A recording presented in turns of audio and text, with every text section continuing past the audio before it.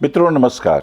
स्वागत है आपका अपने प्रिय कार्यक्रम के अंतर्गत। मैं आचार्य अनिल वत्स। अप्रैल का महीना सन 2025 मेष राशि जिसके स्वामी हैं मंगल और अश्वनी भरणी कृतिका, 3 नक्षत्रों का प्रभाव यानी केतु, शुक्र और सूर्य, इन 3 ग्रहों का प्रभाव इस राशि में देखा जाता है। अग्नि तत्व प्रधान राशि है। और इस महीने कैसा रहेगा मेष राशि पे ग्रहों के प्रभाव, आइए देखते हैं। मेष राशि में जो मंगल है वो नीच के होकर चतुर्थ भाव में है, लेकिन है अपने मित्र के घर में। और जो चंद्रमा है वो मेष राशि में है, यानी राशि परिवर्तन योग।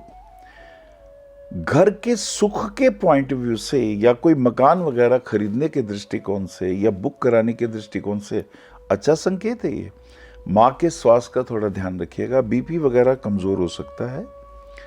लेकिन ये चतुर्थ स्थान का मंगल गृहस्थी में भी तनाव लाएगा। चतुर्दृष्टि से पति पत्नी के संबंधों में परेशानियां या पति या पत्नी बीमार हो ऐसा दिखाई देता है। ऑफिस के कार्यों में भी कुछ परिवर्तन दिखाई देता है।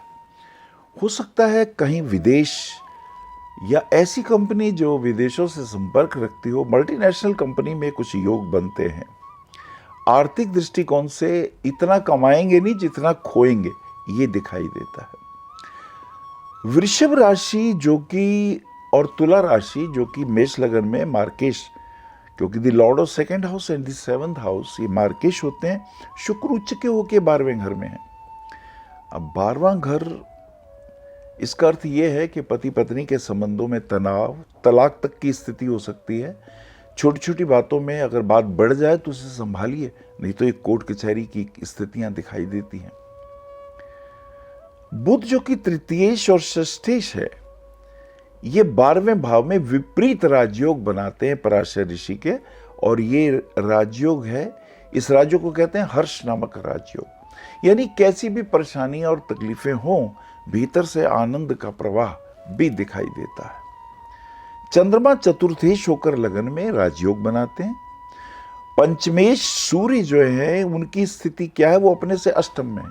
तो संतान के पॉइंट ऑफ व्यू से थोड़ा कष्ट, तकलीफें एजुकेशन के पॉइंट ऑफ व्यू से महसूस होती हैं, इसका ध्यान रखें।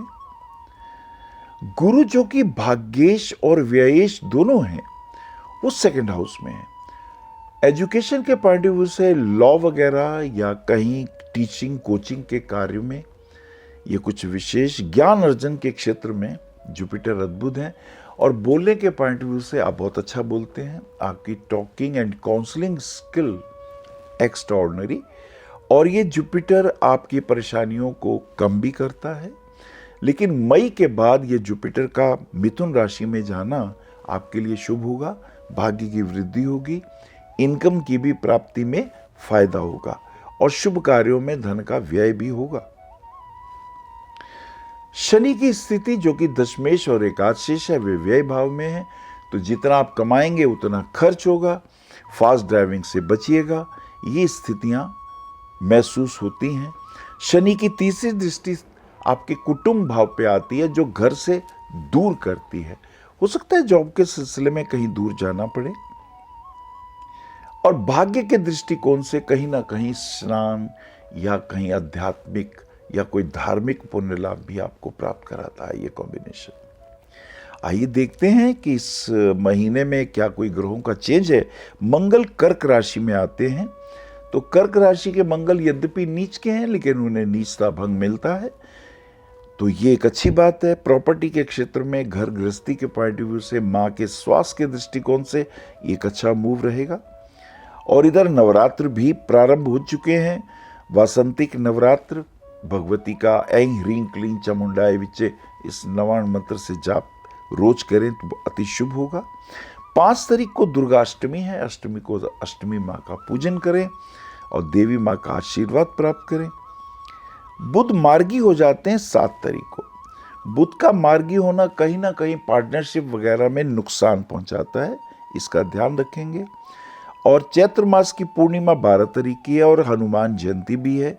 हनुमान जी का जाप और हनुमान चालीसा पढ़ने से, सुंदरकांड का पाठ करने से बहुत से कष्ट दूर होंगे। सूर्य मेष राशि में आते हैं 13 तारीख को, उच्च के सूर्य होंगे, ये बहुत शुभ होगा। अब ये एक महीना आपके लिए अच्छा है, बच्चे के हेल्थ के लिए अच्छा है, एजुकेशन के लिए अच्छा है, जॉब के पॉइंट ऑफ व्यू से भी बहुत श्रेष्ठ है। और इधर 27 तारीख की अमावस्या है। अमावस्या में पितरों के निमित्त कुछ ना कुछ दान देने से शुभता बढ़ती है। अक्षय तृतीया 30 अप्रैल की है, कुछ ना कुछ दान करना चाहिए। उस दिन जो भी शुभ कार्य करते हैं वो अमर होता है, ये विशिष्ट रहेगा। और 29 तारीख का भगवान परशुराम महोत्सव भी है। भगवान परशुराम जो वचन के पक्के थे, पितृभक्त थे। मेष राशि वालों के लिए मुझे लगता है कि अगर वो 15 मुखी या 14 मुखी रुद्राक्ष गले में पहनेंगे तो गृहस्थी के तनाव दूर होंगे, पति पत्नी के संबंधों में जो बहुत कटुता आ गई है वो कम हो जाएगी। कोर्ट कचहरी में पहुंच के भी आप आपस में बात कर सकते हैं। तो मुझे लगता है कि म्यूचुअल अगर कहीं समझौता करते हैं तो आपके लिए श्रेष्ठ रहेगा। अदरवाइज कोर्ट कचहरियों में परेशानी, तो आपको इस बात का ध्यान देना है, हेल्थ का ध्यान देना है। और अगर कोई रत्न की बात करें तो पुखराज रत्न 5.25 रत्ती का इंडेक्स फिंगर में पहनिए, ये आपके लिए बहुत शुभ रहेगा। हनुमान चालीसा का पाठ और हनुमान जी के मंदिर में चोला चढ़ाना, ये आपके लिए शुभ रहेगा। नमस्कार। आचार्य श्री अनिल वत्स जी के आध्यात्मिक प्रवचन, ध्यान व ज्योतिष संबंधी मासिक राशि फल फेसबुक, यूट्यूब, www.astroanilvats.com पर भी देख सकते हैं। For appointment, भविष्य कथन, Monday to Saturday, 11 a.m. to 6 p.m. BE 279, Street number 6, Harinagar, New Delhi 110064. Phone number 98917 39999 98181 89993 981 088 7002 886 000 6030.